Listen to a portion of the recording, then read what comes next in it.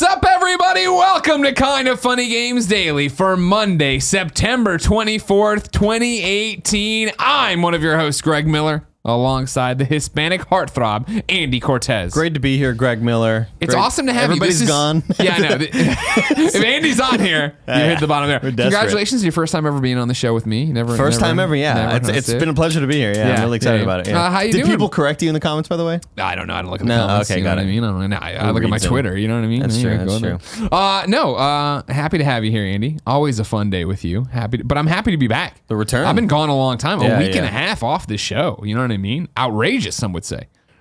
Well, was it a week? Oh, yeah, I guess we left on Tuesday. Exactly, yeah. We left early, and then I was gone an entire week in London. Thank you to everybody who came out to RTX London. Thank you to all the best friends who came to meet and greets and partied with us and had a great time. Did you have fun, Andy?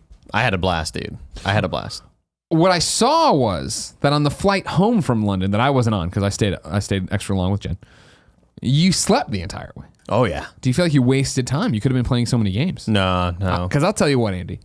We got delayed leaving London Heathrow, right? Great thing. We show up, British. It's like time. How long was the delay? About 2 hours. We showed up and British Airways just eventually gets on the microphone like, we're supposed to be boarding now, but there's a technical issue British Airways wide, so we can't put you on the plane. So we just all had to sit there and wait for them to figure it out. But what did I do? I busted out the Nintendo Switch. Busted out that Valkyria Chronicles 4. I played 12 straight hours of Valkyria Chronicles. Jesus fucking Christ. I got on that plane and I did not stop. Jen slept, woke up, went back to bed, did all the things. You sit up the whole time. You didn't even try to nap. No, fuck no. Well, I want to, get here and be tired. You know what I mean? It was definitely a weird trip because we traveled with the sun. Yeah. So on the way over to London, it's dark. It's dark outside. They have the lights off. It's very relaxed. People are sleeping. Yeah. It's obvious that it's nighttime. This trip was very bizarre because we left at noon and it was, all right, it's bright and sunny outside. It's 12 o'clock. Let me put my eye mask on. I put the blanket over my head. Woke up, took my eye mask on. It's still sunny as shit inside of the plane. Everybody's like still awake doing stuff. And I looked and I saw like 48 minutes left in the flight. I was like, oh my God, I did it, dude. Yeah. I did it. But I'm also not playing anything of note that I needed to play. Like you beat the Messenger. You beat Dead Cells. I didn't realize that. No, wow. I'm not done with the Messenger. So you do have things not to play done with the Messenger. Nintendo Switch. Ladies and gentlemen, I just be a small town London lawyer. What I think. I did a lot of NBA 2K18 on Switch or 19, 2K19. Yes. A lot of people have asked me. Have been asking me if I like it, if I'm into it. It plays exactly as you would expect it to play. Yeah.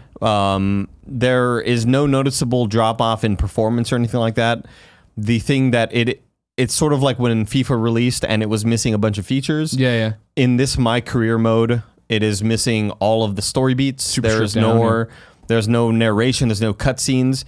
And some people may hate that. I love it. I've played enough My Career mode where you just want to play. I just want to play. Yeah. Last year was I was getting to the point where I applauded the effort they put into. After every game, there's a different cutscene. There's a different conversation between you and the janitor, you and this guy, you and this player who's kind of your ally or whatever. Yeah. But I was just like, enough, dude. I want to skip this stuff. I just want to keep playing these games. And it's so cool that I can just do that now without having to worry about. And again, I applaud you, 2K. I know a lot of people hate the microtransactions. I haven't run into any of that. I haven't tried any of that stuff. Nice. And I know that that's sort of a big indictment on this game. And I applaud your efforts with all of your cutscenes and you trying to keep it fresh. I'm just happy playing the game and playing My Career mode. They have flag football on there now. Oh, wow. Look at that. Or just football, period. Okay, well, it's weird. That's one way to do it. Yeah, sure. It's weird. I don't know. For me, shout out to Valkyria Chronicles 4. I know I've talked about it in Gamescast before, but now being 29 hours in, something like that, love that game so much. Such a good time. I really love the characters and their relationships, which is a big part of it, obviously, as you build your squad and learn who they all are. Never got into that franchise. Really? Is it a turn-based or? Yeah, it's a turn-based strategy RPG. Tales is the game that's more real-time combat.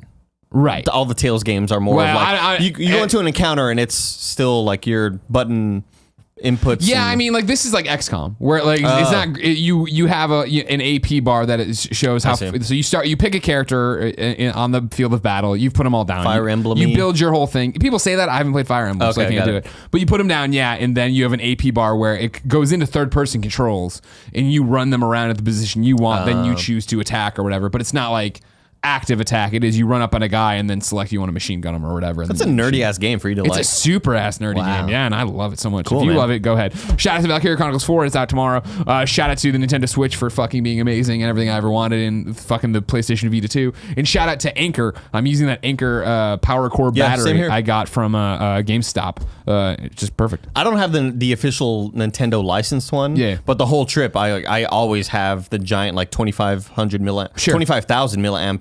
See, what I did is when the Switch got announced, I bought an Anchor one that could charge it, but it can't charge and play. So then when they announced, because it was an early one, it was before people knew. Okay. So then I got this new one, the one they sell at GameStop. And from what I understand, I got it from GameStop. It's officially branded Nintendo. If you go through Anchor, you can get it cheaper than GameStop. But of course, GameStop sent it to me for review purposes or whatever. But it's USB-C to USB-C.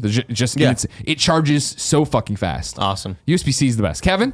Get on USB-C. All right? We've had it, dude. We have Pixel phones, Hell man. yeah, we do. Hell yeah, dude. Pixel 3, can't wait. Whatever, nobody cares. If you didn't know, ladies and gentlemen, this is Kinda Funny Games Daily. Each and every weekday on a variety of platforms, we run you through the nerdy video game news you need to know about. If you like that, be part of the show. kindafunny.com/KFGD with your questions, comments, concerns, bad PSN names, and everything else under the video game sun. Then tune in and watch us record the show live on twitch.tv/kindafunnygames. If you're watching live, you have a special job. Go to kindafunny.com/you're wrong and tell us what we screw up as we screw it up so we can set the record straight. For everybody watching later on youtube.com/kindafunnygames and everybody listening on podcast services around the globe, no matter where you get the show, thank you for your support. Consider going to patreon.com.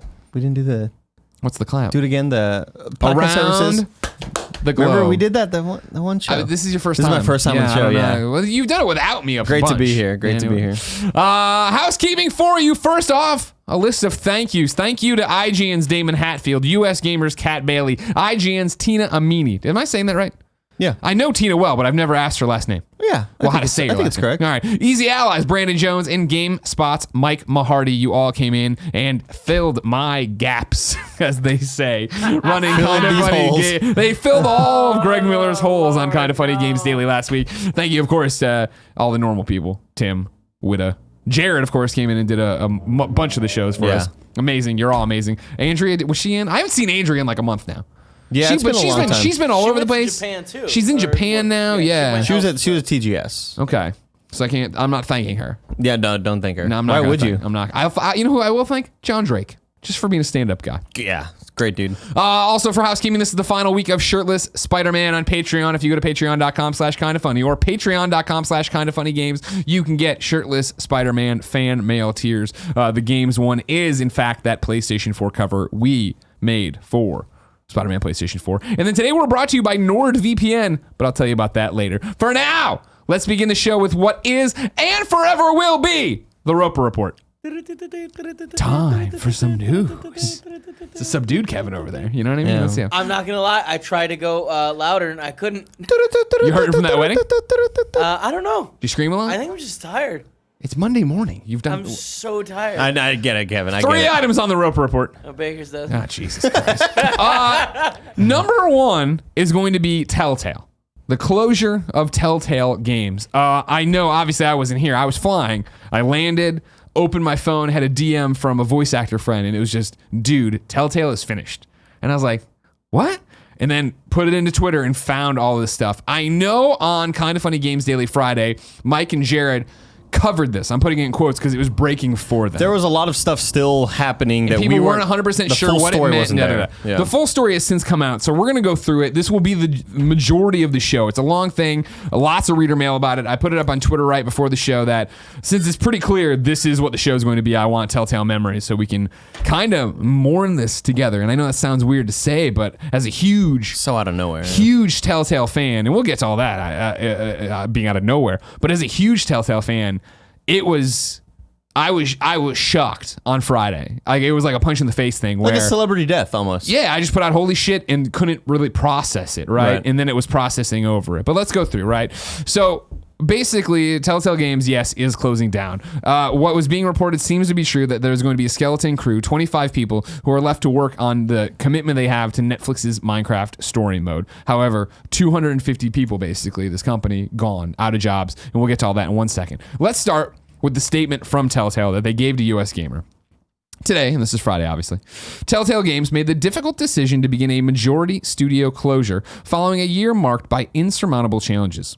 A majority of the company's employees were dismissed earlier this morning, with a small group of 25 employees staying on to fulfill the company's obligations to its board and partners. CEO Pete Hawley issued the following statement. Quote, "It's been an incredible difficult year for Telltale as we work to set the company on a new course. Unfortunately, we ran out of time trying to get there.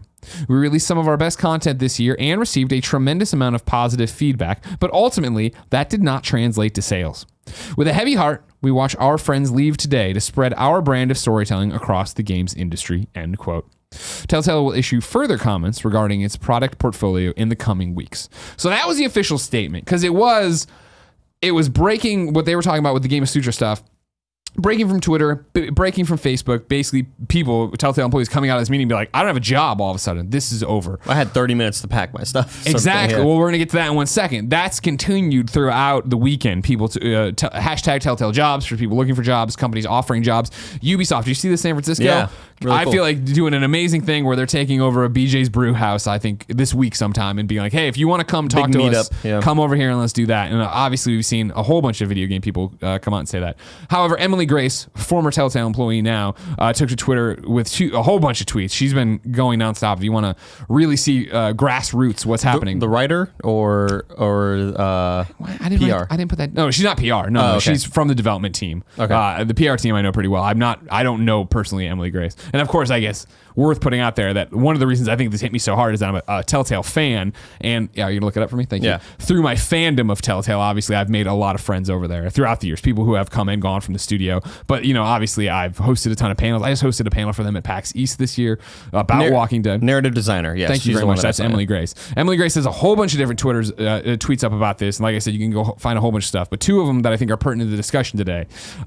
She says, to clarify some questions people have been asking, parentheses, and keep in mind I am not a company rep.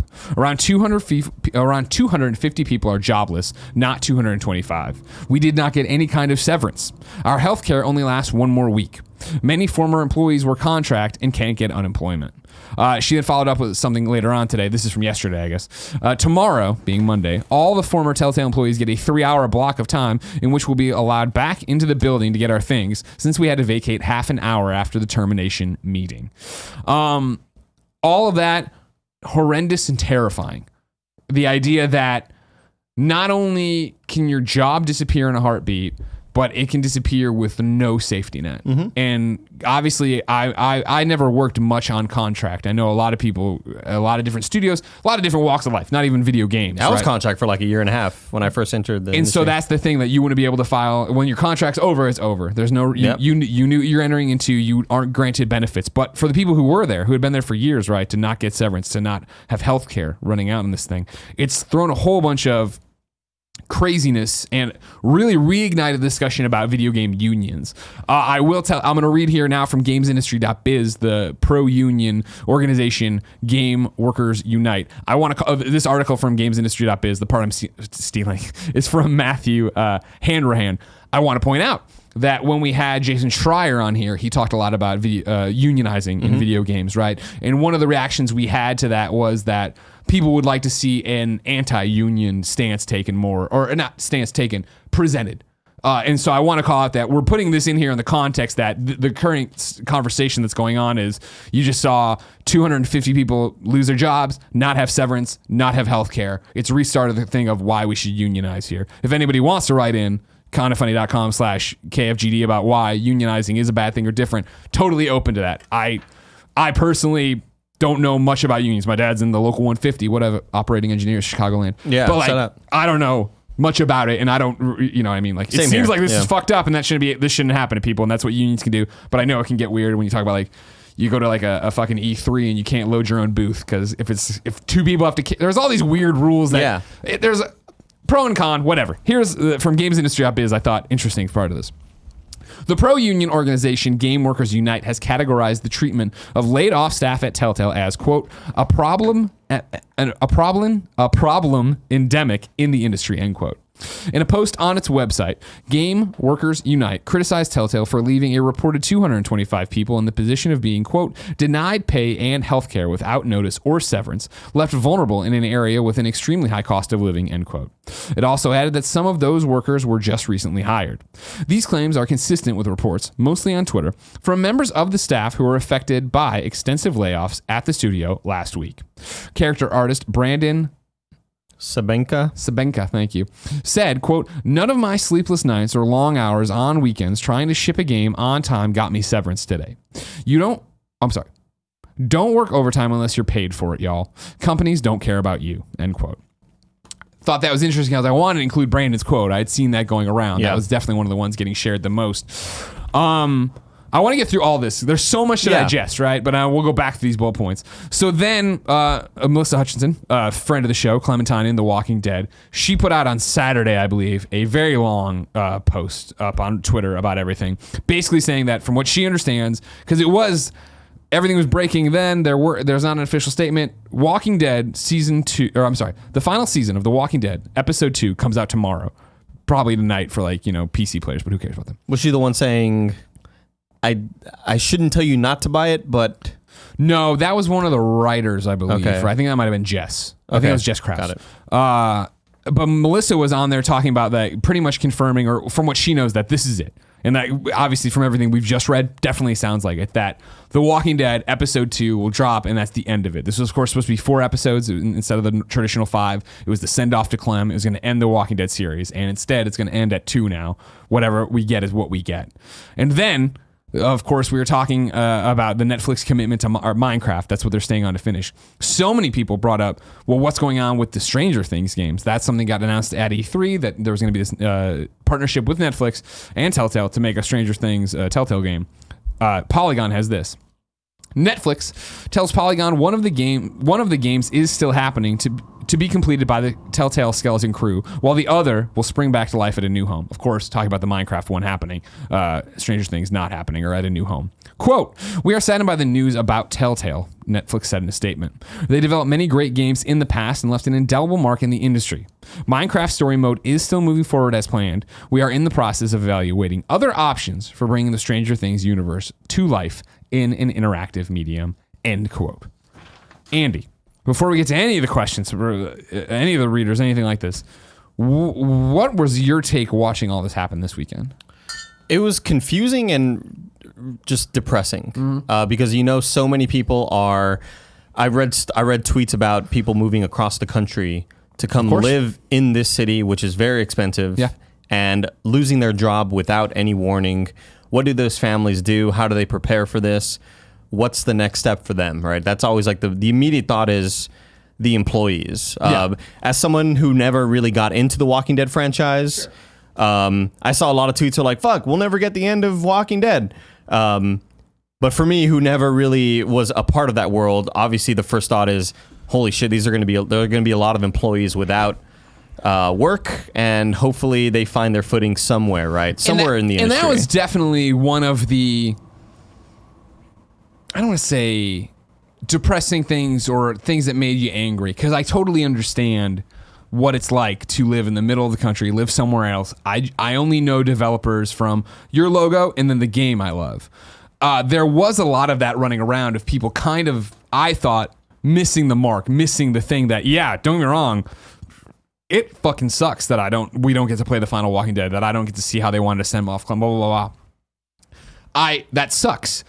I'm way more... What sucks even more? I'm way more upset and concerned about the 250 people who are out on their own. You know what I mean? Mm-hmm. But I'm not at all condemning a gamer's reaction to seeing a headline and be like, oh my God, fucking... You know what I mean? I get, like, as somebody who's lived it and doesn't understand the magnitude of different events. I'm always a big proponent, Andy, as you know, about talking about my own things I look back and cringe on, right? And I remember, like, on 9/11, and I've never heard of I don't know what the World Trade Center is. I didn't know it was defined by these two buildings. That's not, this is a different time where we just all hated New York. Yeah. So I didn't know anything about it. I'd never been there. So it was like so hard to grasp what that really meant. The weight and the gravity of all of it. And so, like, not to compare Telltale closing to 9/11, but like it is a similar thing of like, if you don't have feet in that circle, how do you understand what's going on? Whereas here it is like, oh my God, Jess and Caroline, it's Scott, you know what I mean? And then to see like people who have, my friends and friends who are developers, I guess, or PR people who have moved on from that company reacting to that, you know what I mean? This would be similar to,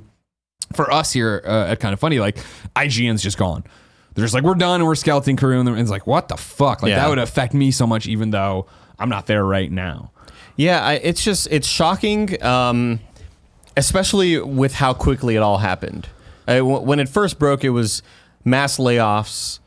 It's going to be a small studio now. And that was sort of the initial stories that were breaking. And then it was, no, they're totally done. Yeah. Wait, what does that mean? How are they totally done? So, yeah, you feel for... I can't wait to...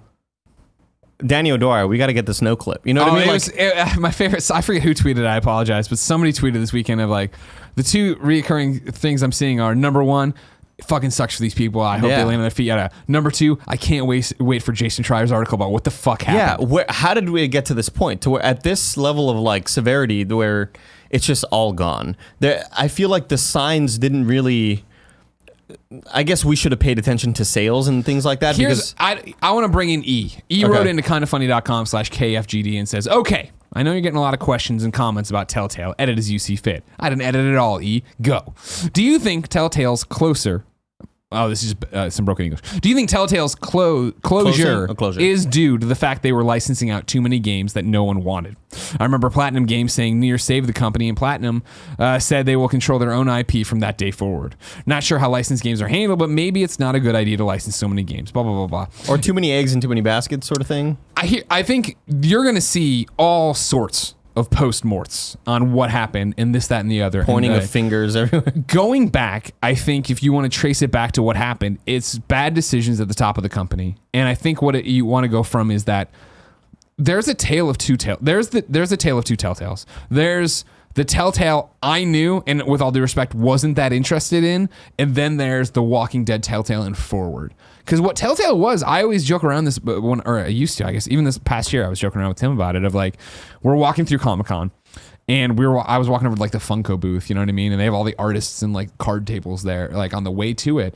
And it was very much like, right against that wall right there is where I took a Sam and Max demo for IGN in 2007, 2008, and they showed me the first thing of Strong Bad. Like, that was Telltale's presence. They had a card table in these games, right? And for the longest time, they were a small, scrappy developer that made weird properties that were not for everybody. Sam & Max was not for me. I didn't know Sam & Max, and I wasn't... it's hard to think of it now, but this was classic adventure game shit of like, how does the phone turn on the light? Oh, well, I shove it... You know, and like, what the fuck does any of this mean? That's not for me. I don't want to do that. Right. But that's who they were, and they developed they had... Telltale... And not that they don't at the end here, but for the longest time had kind of what we have with Kind of Funny and the Best Friends of like, we have this core group of people that love what we do enough where they made, you know, Telltale's Night at the Poker Museum or whatever it was called, like where it was all these different people from their weird little games that were playing poker, and people loved it, and their forums were so active, and they had this community that was small but would buy their games.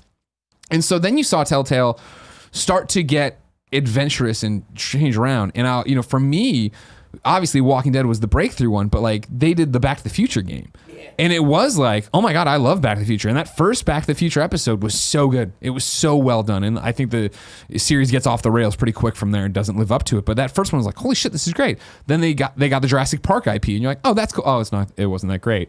Okay, but none of that put them on another level. I think it brought people like me into, I'm going to pay attention to Telltale.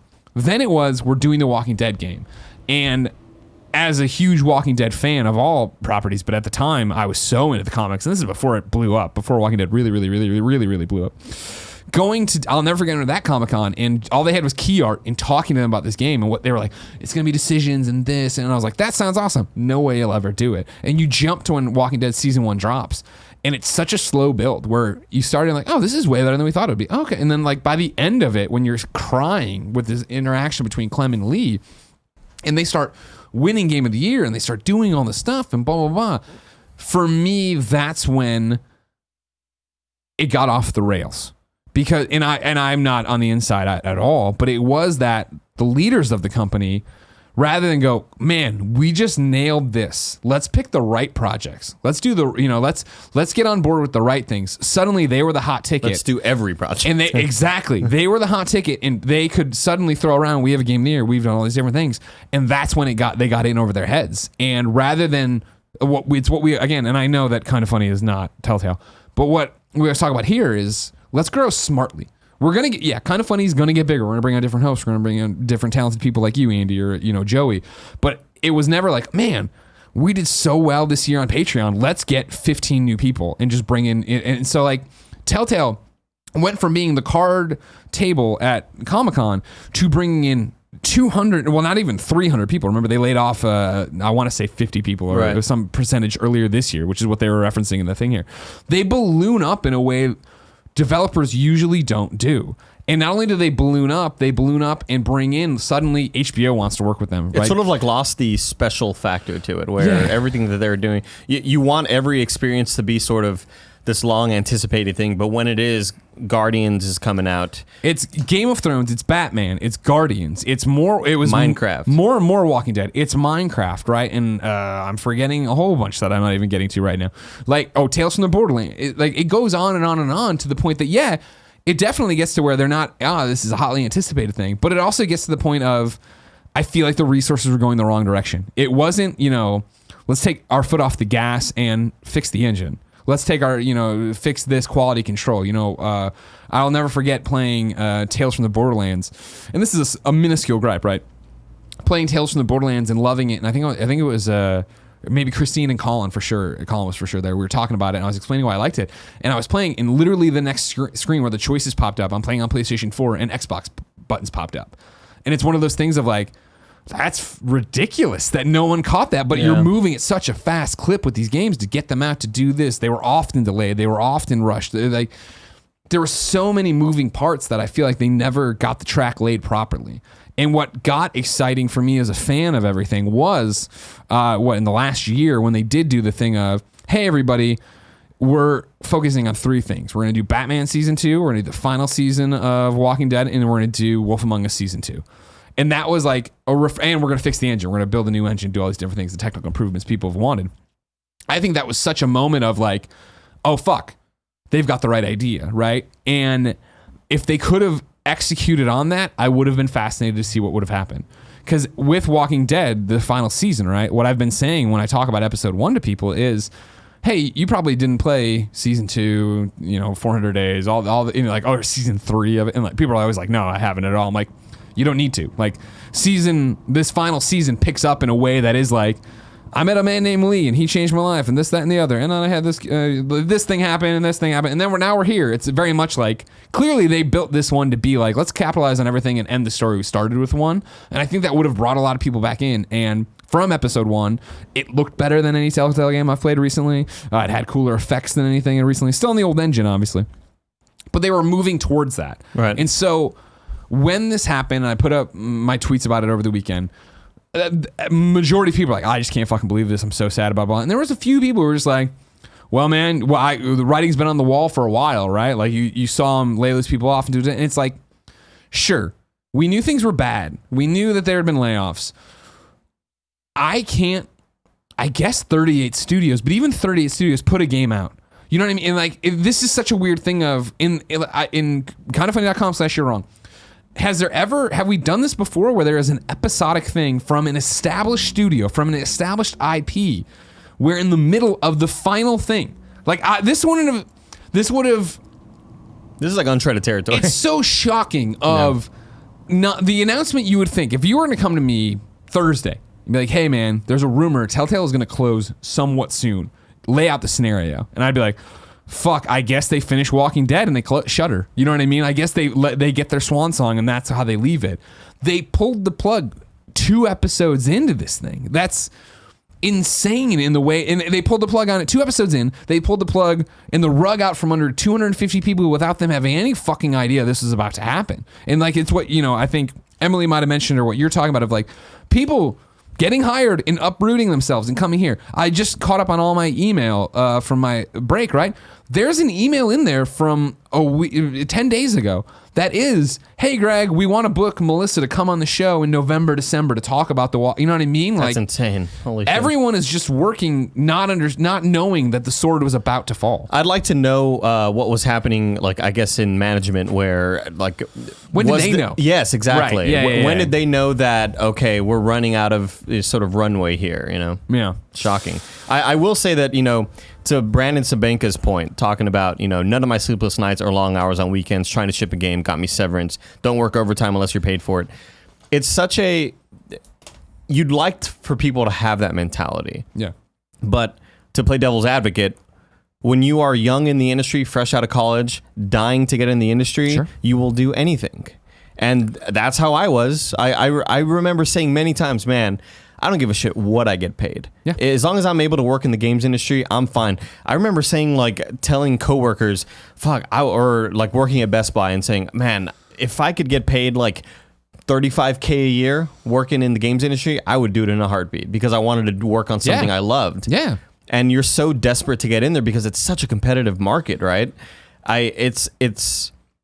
You'd like to believe that there's a future where unions will protect sort of employees from things like this happening, but when there's so many people willing to get in at no cost, it's such a weird battle, you know. That's the thing about, and I don't think it's exclusive to gaming, but obviously that's the only industry I've really worked in. That's the thing about working your dream. You know what I mean? When people talk about crunch for video games, when they talk about, man, I'm just so happy to be here, I'll do anything, like, for me, it immediately reflects back to IGN because I tell a story all the time, right? Of like when I would get the new build of the WWE game, right, or whatever SmackDown we were on.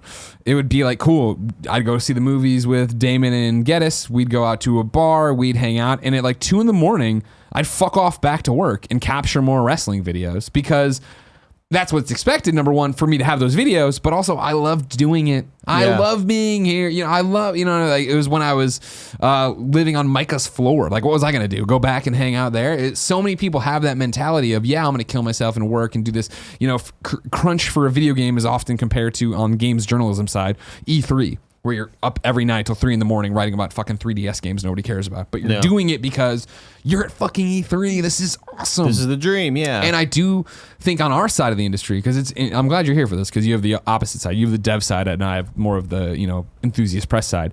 But that is the way that people get taken advantage of all the time. And you see it for us, and I think you see it on the dev side all the time, where people like, do not work for free. Exposure is not a real thing. Don't do that. You know what I mean? Like, because if you don't value your work, nobody else will.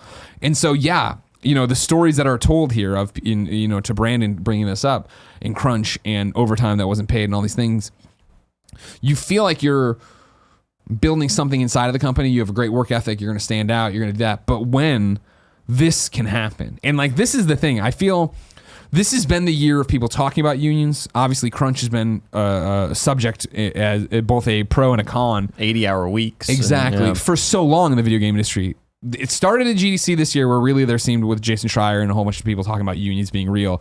This is going to be a catalyst on so many levels. Yeah. The fact that a company like Telltale, because even if you were to tell me Thursday, Telltale is going to close, I'd be like, fuck, that sucks. But they're a quote unquote real company. They'll take care of these people. They'll do it right. They'll finish the project. And in reality, no, they won't. And it's fucked up, right? This is such a shitty, crazy, eye-opening situation for this to happen. And because even when I keep going back to like, what is like this, right? And it's like 38 studios. Well, that was the thing where they got into it with Rhode Island, so it was different that studio shuttered the way it shuttered. And I have no idea at this day and age what happened with Severance. Visceral, I felt like when we talked about that one more recently, there have been rumblings it was happening, I feel like. People kind of knew. And then it was that EA did like a job fair there. And like, I feel like I hope those people got severance. But like, I don't know. And you don't know. And nobody, I feel like with the amount of layoff stories that we get, once every month or 2 or 3 or whatever, we don't really hear the full story in terms of what's happening to the employees. Yeah. But I think, like you were mentioning earlier, with this big of a studio, with this big of a name, like it can happen to Joe Blow Studios who made this in this indie game. And exactly. And we 12 blink. employees. 12 Yeah. employees are and out. we blink and we move on, and it's like, fine, that's, whatever. That sucks for them. That sucks. I wish we would have got another game, blah, blah, blah. But for Telltale, for a game with this sort of, with a studio for this sort of stature, it's really shocking, man. Really disappointing. Velpin writes into kindafunny.com/KFGD, just like you can. It says, having just read the news about Telltale Games closing down and laying off up to 250 members of its staff, it was truly heartwarming to see how many employees from other studios across the gaming industry were coming together on social media to highlight job vacancies and give some hope and opportunity to the abruptly unemployed. I can't think of another sector where such camaraderie exists. Good luck to all involved. Also, to make this more of a question, given the storytelling talent at Telltale, in what game series would you like to see their influence felt in the future? This is a two-parter, and I think the first part applies exactly to what we're talking about, right? Is layoffs... I've been writing and talking about games professionally since 2007, and I feel for the most part, the layoff culture has actually gotten better. Because for a long time it was, we're making a game, you ramp up production, you bring in all these contractors, then you lay off the contractors, so you lose. And those contractors 12, 20, didn't have 30. health care, they didn't have anything. Yeah. And they knew what they were signing up for. Yeah. That's the thing of like, and you would see, as Twitter became more prevalent in my years, you would see people come to, oh man, this happened, hashtag these people, they're doing a career fair here, da da da da. And there was this kind of mercs for hire thing until you get on at a studio that makes more sense. I think that... And again, I want to be very clear for any developer who's watching this that I, of course, am just a commentator on this world that I don't fully understand. I've never made a video game. I've never worked there. I feel that form of get on a studio contract, get laid off, eventually find a home, you stay there, great. You know what I mean? Like you find a studio to actually be an employee at, get your benefits and stuff like that. It became a norm, this layoff thing, the get big as a studio, lay the people off as you get ready for your AAA holiday release. And that kind of lulled everyone into a false sense of like, oh, that's how it works. You know what I mean? And that's okay. And so then when it would be that you'd see, like you're saying, some indie developer close, a smaller studio close, visceral closing, but again, I think that was handled better in terms of how it was being taken care of. But again, I don't fully know. Right. To see this doesn't work the same way, and I'm glad to see to Velpin. And again, I really only cover games, so I'm always blown away by how awesome and above and beyond all the studios and developers act of. Here's what we're hiring here. If you're down to relocate, go here. Like the Telltale people that have now lost their jobs, right? The amount of them who have put up, hey, this is what I'm good at, hashtag Telltale jobs, but if you have something, contact me and I'll gladly put you in touch. That's awesome, and I love that camaraderie, and I love all that stuff. But this is so different than the normal, hey, we laid off 10 people, we laid off a bunch of contractors, we eliminated the multiplayer team, so they're out there. 250 people who make video games are out there, right? Like that is an overwhelming amount of people for the amount of jobs that are out there, let alone the amount of people who are already out there looking for those jobs. Yeah. You're just dropping into a pool that's already crowded more people. And so it's awesome, and I'm sure the industry is going to do it and fix this, but these 250 people, sadly, aren't all going to keep making video games. There's a good percentage of them, I would bet, that are like, fuck this, fuck this industry. I'm gonna move back home. I'm gonna do this thing. I'm a writer on games, but now I'm gonna go write for something else that hasn't. Yeah, people who may have had projects on their own on the side or whatever. Course. Yeah. Yeah, it is cool to see this sort of camaraderie, but I think it only exists because the people reaching out are the ones who have been reached out to when they've been laid off. Sure, of course. A lot of it is just sort of like, we've been there, we know how it feels. Come work for us, try to relocate over here. Yeah. And again, you run into this sort of vicious cycle. Vicious cycle. Yeah. I was thinking Vicious Circle works too. I was thinking of Dane Cook's special Vicious Circle, which he had back in the day. Remember that HBO? No. Why is that? He was in a big circle. I do remember that one. He was in a big circle. Yeah. Dane Cook. I'll tell you what. What happened to him? That for sure. But I feel like I remember watching that special and enjoying it. Yeah, same here. I know everybody. It's cool to hate on him now. Yeah, whatever. Of course, that vicious cycle of getting laid off, moving somewhere else, and that was the fear I had. Like I don't.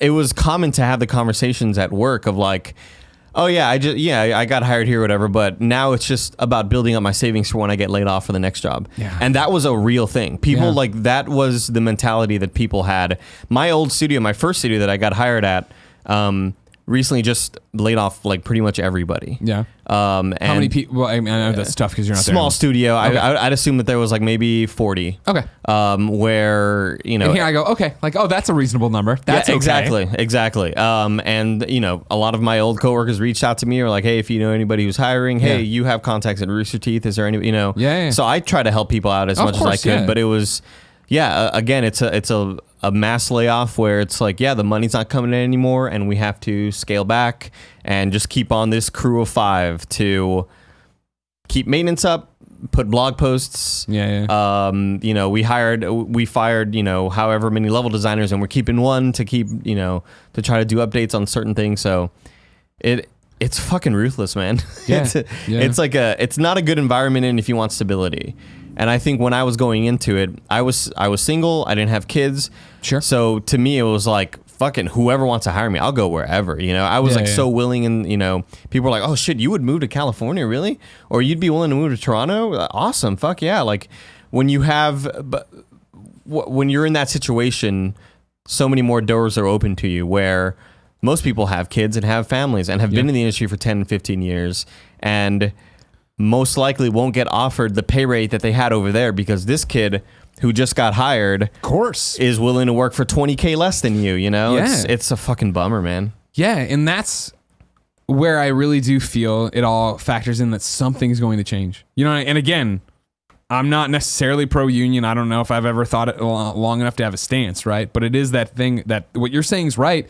And think about the talent and bleed, number one, because I saw this on our side of the industry, right? Of like, it would be, with all due respect to IGN, it's all I can talk to because I was there, right? Like, there'd be a ceiling people would hit. Where it's like, all right, cool. Well, now you're just getting cost of living increases. We can't give you a giant raise. And they want to start a family. They want to do something else. And so what happens? They go do PR. They go to another site and go as high as they can there before they leave and go into game development, into writing. Like, you see people scared away from it. And it's the question for game development, right? How many people were like, oh, that seems like a cool job and it could have the next great idea or could have these great ideas, but see that and then are like, well, fuck, that's not, I don't want to live that way. I don't want to live where I'm stocking money on the premise I'm going to get laid off. Yeah, I get questions all the time about like advice of trying to get into game dev. It's like, fuck, pick something else. Like, right? And you that's know, a like horrible thing to say. unless you are like made to the point where you either have had a great job and you have a lot of money in the savings account. Right. If you're like me, you have a shit ton of student loans, and most of your income is going towards expenses already. Yeah. It's really hard to get started because you probably will get laid off and you're going to have to move somewhere else. And where's that money going to come from? How are you going to relocate? Are they going to pay for some of that? Well, I hope you have insurance now, because, you know, it's just like mountains of worry. Right. You know? And see, that's the thing. And I hate, it's just, I hate to keep comparing Kind of Funny to Telltale, right? But it goes back to my argument of what went wrong post Walking Dead, is that we have a formula, we can apply this to everything, hire more people, we'll make more games, we'll make as much money as we made on Walking Dead season 1, or get as much acclaim and ride that lightning bolt, right? And I think clearly that didn't happen. And I think clear by the fact there wasn't a Game of Thrones 2, right? That Batman season 2 came out and no one really gave a fuck. Like, there's all these different things that happen there. And we can only take it from what I see in the industry and what I can commentate on and what I imagine happened, right? But it's the same thing of, it was the gamble of, holy shit, we have lightning in a bottle right now.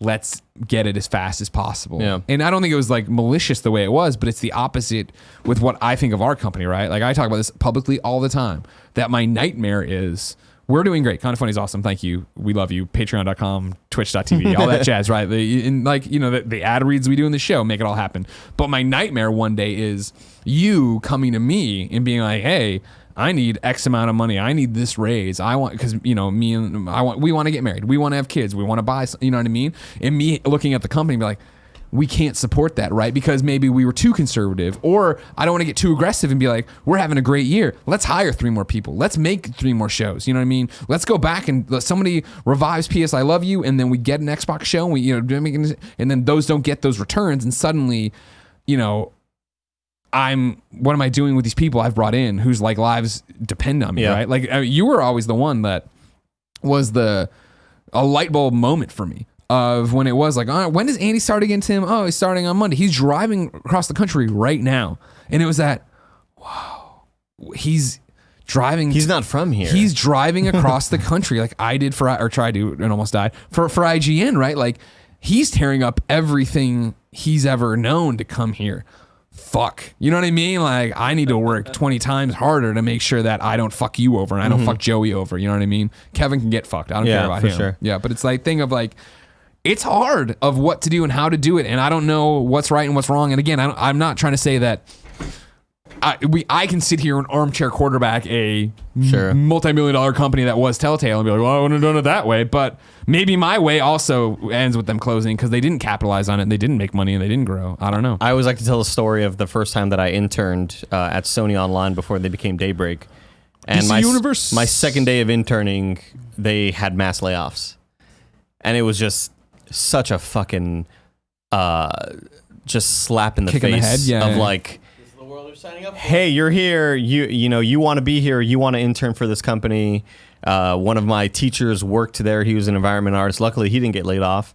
But another thing, that's another interesting thing of like so many people that work at these studios also moonlight as teachers at art at schools because sometimes maybe the pay isn't there, or it's just like we gotta, you know, I need a second job to sort of prepare for the future in case something happens. And yeah, there were mass layoffs, and I'm just sitting there with like a couple of the other interns that we were both from Art Institute, just sort of looking around like, oh, they're all gathering over there to say goodbye to this person who's been there for years. This one character artist that like I grew up, you know, in college looking at their portfolios and admiring and sort of look at how incredible his work is, and he's getting laid off. Holy fuck. What am I going to do? Yeah. And it was just like a terrible first impression for me being in the industry. Imagine, to put a pin in this one, I think, Jesus, it's been 46 minutes already. Again, it's the story. DPavo9 wrote into kindafunny.com/KFGD and says, following the sad news of Telltale closing down, what are your favorite memories of playing their games? What characters are theirs will you always remember? Love the shows. Grab yourself a strong... We're not doing a chicken joke right now. I forget. Like, what was your history with Telltale? I watched Let's Plays of Walking Dead. Yeah. It was, again, that series never meant much to me because I just wasn't reading comics and things like that. But I would watch... I mean, I feel like the early Telltale games were sort of at the start of the gaming YouTube space. Like, well, you wanted to see people's reactions to it, and then you wanted to see what decisions they made in the moment that you didn't make, right? And that was sort of at the start of these, like Markiplier and even James from Cowchop, who was very, very... I was watching his stream, and he was talking about like, man, that's how I sort of started a lot of this Let's Play stuff was because of Telltale games. My real only experience was like playing Game of Thrones and being like, how am I not into a video game based on Game of Thrones? Why is this not grabbing me like it should? And then like one cutscene of a character being completely black with no textures on them. Yeah. And I was just like, fuck. You know? Well, that's the funny thing about it, right? Is I have so many Telltale memories of just being in love with what they did and what they were. But it was the fact that, I also have those memories of the final boss fight in Batman crashing 3 times and the eyeballs for somebody in, Arkham Asylum running around not doing it, right? Like that was this weird thing that in the beginning was part of their charm in a way, right? Of like, I can't believe they're killing it with The Walking Dead. It runs like shit. It ate my save, but they're this small company. And that was the problem we're talking about, right? Is like, as a consumer, you never saw the dollars you knew you were giving them reinvested into the product. Yeah, there was, okay, cool, we're doing another show, we're doing this thing, or another, I call the game shows. Another game or another IP, but where was why was it still fucking up? Why was it doing those things? What other game recently got canceled? Oh boy. What? From Telltale or just in general? No, I could have sworn there was something else that broke last week, sort of before the Telltale news of this franchise is not going to be. Shit, I don't. You look for it anyway. Yeah. I want to talk about the actual good memories to send it off. The two that stand out for me would be number one, Walking Dead season 1. When the build was finished for review, Telltale PR representative at the time, now doing a different thing, came over with it to IGN, and I had my save file. We put it on a cobbled together save file on a PC, and we went into the demo room and stayed after work and played it. And I'll never forget in the final moments of season 1 playing it, and obviously I have one tear rolled down my face. I made my decision, did my thing, and then in the back of or I guess two people over there, the Telltale guy just sobbing, because it was like, not like, what a dork. Like, I mean, like, it was like we were all in this moment together, right? Of how I was saying goodbye to Miley. And then my other big one is season 2, episode 1, when Clem shows up and meets Scott Porter's character, and sitting there telling him, like, you get the choices of how you want the conversation to go. I chose to open up and talk to him about Lee, who, the main character from episode 1 or season 1 that we played, and telling him about Lee again. I started crying, and it was this moment for me of, fuck. This has an impact on me. In season 1, I thought I was in love with Clem, but in reality, I was in love with the relationship, right? And like, Lee meant as much to me as Clem did, but I was playing as Lee, so I didn't ever think about what Lee meant to me, if that makes sense. It was more I was in the moment doing it, but to switch the roles now and be Clem and talk about Lee, I'm getting upset again because the character in the world and everything meant so much to me. I put it up on Twitter, of course. Not of course. What your favorite Telltale memories would be, so that people could chime in on the show, since, again, this is going to be a Telltale heavy show. We'll get through the rest of the two other news items pretty quick. Zyger, of course. Capcom Vancouver. The Dead Rising folks. Dead Rising, right. Yeah. Jeez, I forgot all about that. That's pretty big story. You know? Exactly. Well, exactly. Zyger chimed in and said, Tales from the Borderlands was the first game that made me care about the world of Borderlands. It was one of the first games that did humor right, in my opinion. And when the feels hit, they hit hard. The characters brought the world to life and made me love this game. I always talk about Tales from the Borderlands was the same way of, put it all in sort of the context almost. They announced that Tales from Borderlands, like, that is stupid. I like Borderlands a lot. I don't care about the story of Borderlands. I don't want to be in there or whatever. And I remember the story goes that I downloaded it, had it on my XMB on the PS3 for weeks. And then one night came home, had a bad day at work at IGN, I believe. Came home, started jumping into games, trying to find the right one. Nothing was good. I wasn't enjoying anything. And then I popped in there, and 5 minutes in was laughing. And I was like, holy shit, this caught me off guard how good this was. Scott Butterworth, a former Telltale employee, he says, getting hired, and also the finger gun battle on Tales from the Borderlands, of course. MC Fixer, episode 5, season 1, at the end with Lee is the only moment in a game where I've paused a video game and had to walk out of the room to cry. Steve Kim, after playing through the first season of Walking Dead, I watched a friend play through the entire thing to see his choices and how the ending hit him. One of the strongest stories in games. Wesley Bray, got to be choosing the final advice to give Clem before, as Lee, I had to let go. No decision in the game has ever weighed on me so much. I might not see her end, but I hope Clem keeps her hair short. Oh, that made me tear up. And they go on like this, right? Of like this fucking game, and these people who were so talented that made this. C.L. Miller, the ending to The Wolf Among Us. I was so drawn in by the characters and story, I completely missed the final twist. So when it happened, I was completely shocked. Perfect ending. Gabe says finding out Telltale was making a Batman game and how that was going to work. That was another great one, yeah. And like I said, they go on and on and on like this. So many people. Of course, I know for a fact, talking to people who worked at Telltale and worked on these games and acted in these games, they're checking hashtags. So please share yours, hashtag Telltale Memories, so they can see what an impact all their work had, because it did. And I'm sorry, I know I broke it into two parts. Velpin's question, he's like, what games would you like to see their influence felt in the future? It's every game, and it's already happening. You can. Ryan McCaffrey put up a great post on Friday on IGN.com. Basically, that was like, "Hey, here's the cultural significance of what Telltale's done." Because Walking Dead did put video game storytelling on another level, and also I like to think it put voice actors on another level. Because that was Melissa and that was Dave Fennoy, DaveFennoy.com. Where, and granted, Up at Noon was happening at the same time, so I was bringing these people on, but it really did feel like that was the beginning of, holy shit. not only do we like the work of Nolan North and Troy Baker and Melissa and Dave, like I want to hear them talk. I want to see them do podcasts. I want to see them be on shows and shit. And like, granted, that's a zeitgeist outside of just The Walking Dead, but I think the performance Dave and Melissa delivered there was awesome as well. And of course, who can forget Gavin as Kenny? But I digress. We'll see what happens. Obviously, Kind of Funny Games Daily will keep bringing you any of the Telltale updates as they come. But right now, rest in peace and good luck to everybody who's lost their job.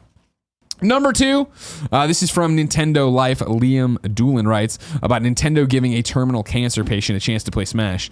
Last weekend, we reported on a young man named Chris Taylor with terminal cancer who made the decision in July to decline further treatment. With an estimated 3 to 6 months left to live, his last wish was to play Nintendo's recently announced Super Smash Bros. Ultimate. Taylor's comments on social media gained traction on websites like Reddit, and the video game community started a campaign to help him gain access to a pre-release version of Smash.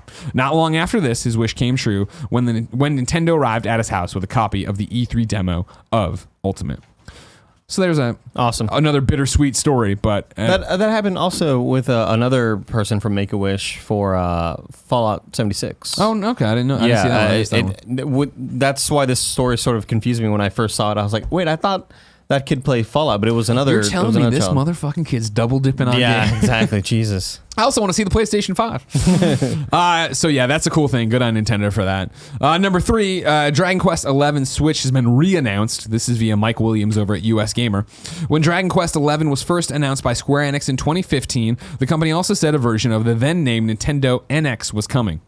The game was as the game rounded its launch on PlayStation 4 and Nintendo 3DS in Japan, word on a port of the recently released Nintendo Switch remained quiet. Even when Dragon Quest XI launched for PC in North America and Europe, Switch fans were still left waiting for any word about their version. Today at the Tokyo Game Show, Square Enix confirmed that Dragon Quest XI, Echoes of an Elusive Age, is still coming to the Nintendo Switch, albeit under a slightly different name. The new version is Nintendo 11S, according to a tweet by Dragon Age 11S. What did I say? Or Dragon Quest. You said Nintendo. I said Dragon Nintendo? No, you said the new version is Nintendo 11S. Oh, that'd be stupid. New version is Dragon Quest 11S, according to the Wall Street Journal. There's still no release date, nor is there any indication as to what style of the game Dragon Quest, not Nintendo Quest, 11S will be. The PlayStation 4 and PC version of the game has a full 3D presentation, while the Japan-only 3DS release offers a hybrid 2D and 3D presentation. So there you go, Dragon Quest fans, mainly Jared, who of course is in some cabin in the woods or something. I don't even know where Jared is. Yep. He put up his Kentucky. thing that he's gone, he's off, and he's in a remote location. And then he put up some kind of delicious filming fish sauce on set or something. for Infinity War 2. Oh my God, he reshoots. Yeah, Hulk. He's Hulk. No, I was gonna say like, oh man, we can't. Batista won't play nice, so bring in Jared Petty. He'll be. There you go. We're late, Andy. You know what I mean? Okay. So I'm excited to see what's going to happen with the Dragon Quest, but it's so far away. If I want to know what came to Mom and Grop Shops today, where would I go? The official list of upcoming software across each and every platform is listed by the Kind of Funny Games Daily Show host every single weekday. Yeah. Out today, gaocow.love.100 days on Switch. That just seems like when you save a file in Photoshop, you're just like, let me just add on whatever. final version 222. New Gundam Breaker for PC on Steam. Oh, my favorite. And then Toon War on PlayStation 4. I have no new dates for you. I failed you. I just didn't see any. Deals of the day for you. Red Dead is getting a PlayStation 4 bundle. This is from the PlayStation blog. Today, we're excited to announce the Red Dead Redemption 2 PlayStation 4 Pro Bundle launching alongside Rockstar's highly anticipated game on October 26th. We're so close. I know, right? This bundle includes a 1 terabyte Jet Black PlayStation 4 Pro, a DualShock 4 wireless controller, and Red Dead Redemption 2 on Blu-ray disc. This bundle will be available across the US and Canada for $399 US, $499 Canadian dollars. Pre-order start today. Had a coffee burp in the I middle. love that they call it like jet black. Like Jet black. As opposed to what? Like it's always black. Charcoal black. Worth pointing out that on the Kind of Funny Games cast right now, youtube.com/kindoffunnygames, and podcast services around the globe, you can hear Brandon Jones, Jared Petty, and our own Nick Scarpino talk about Red Dead Redemption. Because if you want to talk about a heartbreaking fucking email, it was Rockstar hitting me up and be like, hey, we're bringing Red Dead Redemption 2 to town. Do you want to play it? I'm like, I'm in London. Tim's in London. Andy's in London. I was so mad. I was back that day. Oh, were you? Yeah. But it was like right after the flight, right? Yeah. I think you had it on the thing. You were out or whatever. Well, Something happened where I was like, I was at can't work send today, you. and Can't yeah, send Nick you. was like, "Do you want to go, Andy?" And I was like, "I would love to," but then he ended up just going. It's Kevin. Like you're Kevin. Yeah, dude. You know. Accept it. Exactly. I'm going to tell you that the show today is brought to you by NordVPN. You know what sucks? Your data getting stolen, but NordVPN is here to help. Start protecting your internet experience with 66% off a 2-year plan by using code GAMES at nordvpn.com/games. NordVPN protects your browsing and data from anyone snooping around while you're using your internet, your browsers, your phones. It works on you. You can get 6 devices. All across the board. Exactly. Get your VPN so you're protecting your network. They have thousands of servers in 61 countries. It's updated weekly. There's no data logging of any kind. Nord's VPN Chrome browser is lightweight and user-friendly from the first click. It secures your browsing in seconds. Android and iOS apps to secure your mobile browsing experience. Super fast servers. 24/7 customer support. Up to 6 simultaneous connections. And an automatic kill switch for military-grade encryption. NordVPN is offering my viewers 66% off a 2-year plan. That's about $3.99 per month. Just go to nordvpn.com/games or click the link in the description of this episode to sign up and start protecting yourself. That's nordvpn.com/GAMES. Use code GAMES and get started today. Virtual private network. Work. You use VPNs ever? We used to at work. Yeah, they're important. Yeah, not get your stuff hacked. We hit the hour mark. Marco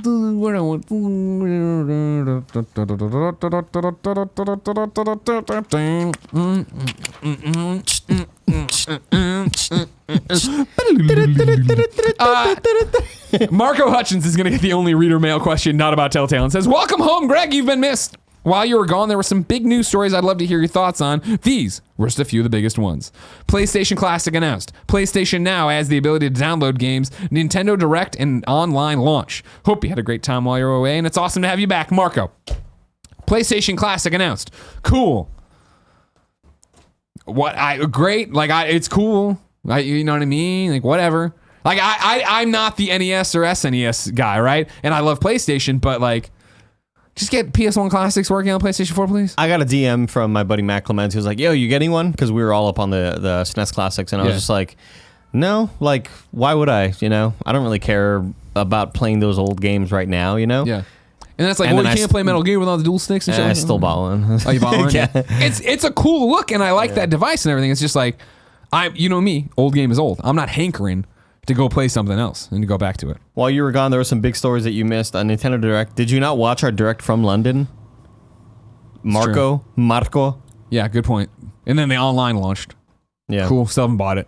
Still haven't bought it, no. Yeah, I should. And next time I sign on, I was just on a plane, so I just didn't. My do it. friend Caesar was like, "Hey, you want to get in on our family plan? Because you can get 8 people on there. It's like $30 for a family plan. Yeah. Pretty cool. What was that over there, Kev? Definitely have Kind of Funny. Just get it. And Right? That's a good. You want a good Kind of Funny idea. family plan? It seems like a company expense that's very necessary. You know. Get those classic games, you know. Yeah. How else am I going to play the first Mario? PlayStation Now adds the ability to download games. Cool. Yeah, we talked about that rumor forever ago. It's a needed thing. Maybe maybe PlayStation will start marketing PlayStation Now, and then it'll compete with Xbox Game Pass. But we'll see. The bigger story is still no PSX and anything. Dude, It's way too late. I don't think there's going to be one. Is it not happening? I don't think there's going to be one. They're going to say that it's not happening? Because how do you even say it's not happening? Let's just throw one at fucking. Let's go to Buffalo Wild Wings. Let's throw our own PSX. I mean, you sold me. I'll see you there, dude. Andy, it's time to squad up. This is where one of you writes into kindoffunny.com/KFGD with your name, username, platform choice, and why you need help in a video game. I read it here. The best friends come and find you. Today, German. We're just gonna call him. I'm not even gonna butcher. What is it? Lamos? Yeah, Llamozas or Llamozas. German writes in and needs help on PlayStation 4. His PSN username is Gorillas, but here's how he spells it: G3RLLAZ. Maybe it's Gorillas. Cool Greg's not here. Cool Greg's not here to decipher. Yeah, there's no I after the R, which is weird. G3RLLAZ. Oh, Jer from it's the first 3 letters of his name. Yeah, so what it's the first 3 of his first name. G-E-R. The first 4 of his last. No, Kind of no, weird. Close. That's Very what yes. Girlaz. So we can steal stuff. Oh, why does he need help in a game? So we can steal stuff in Payday 2. I'm new to the game, and I would like the help of best friends to become the best thief ever known. It doesn't matter if you are also a new player or a complete pro. Let's help each other get those big scores. P.S. The game is on sale right now in case you want to join the fun. Well, it turns out German actually just works for Payday 2 and is promoting the sale, I guess. Is he really? No. Oh, fuck. But, ladies and gentlemen, if you want to play Payday 2 I was about to German, roast his ass. go do. Whoa. Come on now, man. About to roast German. Now it's time, ladies and gentlemen, for You're Wrong. If you didn't know, each and every weekday here, we do this show. We do it live while we record it. You might be listening later. That's great. But we ask the people who are listening live on twitch.tv/kindoffunnygames or watching live on twitch.tv/kindoffunnygames to correct our mistakes as we talk. It's something I ripped off from Pardon the Interruption a long, long time ago. Oh, with what's his Stat face? Boy. Yeah, from Around the Horn, host of Around the Horn. Yeah, now he is. Yeah, that's crazy. When Max went away, I couldn't believe it. And now Max is on... Took over Skip Bayless on First Take. Kebabs writes in, You're Wrong. It says, Telltale lost 90 employees in November 2017 as part of Hawley becoming the new CEO as the company had a restructuring period. Thank you. I believe that's when our friend Woody Jang got laid off. Is he working somewhere Yeah, now? I DM'd him and I was like, when were you laid off from Telltale? And he was like, November. I forget. I think it's around November. So Does he have a job now? he's just doing indie stuff. Okay. Yeah. Is he making more games where he's not crediting us for the trophies as he should have? I Remember don't when he did think that? so. Remember when he fucking did that to us? Well, yeah. I digress. Lord of Poems says the first time I met Greg was at the Telltale panel at Comic-Con 2013. Not a You're Wrong, but I'm glad we put it there. No, you're wrong. A couple Greg. people are writing in about Capcom Vancouver, calling that out. Dane Bird says you guys didn't talk about the new Death Stranding trailer without Troy Baker. I think he means with Troy Baker, but it autocorrected it without. Yeah, there's a TGS trailer up right That's now for cool. Death Stranding that has Troy in there. What is that fucking game? I don't care. I want it. You're a delivery guy, right? Well, yeah, you're a pizza guy, but yeah. But in this, Like a new Paperboy. but this one clearly shows that you're about to do a boss fight. He's like, well, have fun with this guy. That's my Troy Baker impression. And then TG Bert writes into kindoffunny.com/you're wrong. It says, not necessarily you're wrong, but regarding PSX. The Street Fighter tournament, Capcom Cup, which has already been part of PSX since its initiation, is occurring at the new Las Vegas Esports Arena with no mention of PSX. This also may signify no PSX this year after lukewarm reception to last year's format. Why don't you editorialize there at the end? But interesting about the Capcom Cup. We'll see. Who knows with PSX? One day somebody will tell us. Until then, you can check out Kind of Funny Games Daily each and every weekday on a variety of platforms. We run you through the nerdy video game news you need to know about. If you love that, we love you. Go to twitch.tv/kindoffunnygames, watch live, youtube.com/kindoffunnygames to watch later. Podcast services around the globe to hear us ramble into your eardrums about things like that. Of course, patreon.com/kindoffunnygames would be awesome. You can go there. Drop us a couple bucks if you think we did a good job. Get some cool goodies. It means a lot to us. Let's talk about who's hosting this week.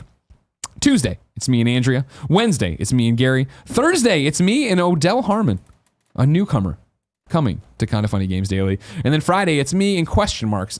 Andrea might not be able to do it, at which point it'll probably be Tim. But then I have this whole roster of other people who want to come in and, have an at-bat. Sure. Andy, Bring him off the bench. you did great today. I tried, Greg. You tried, and it showed. We loved you. You know what I mean? We appreciated you, and it was great. Thanks, man. Until next time, ladies and gentlemen, it's been our pleasure to serve you.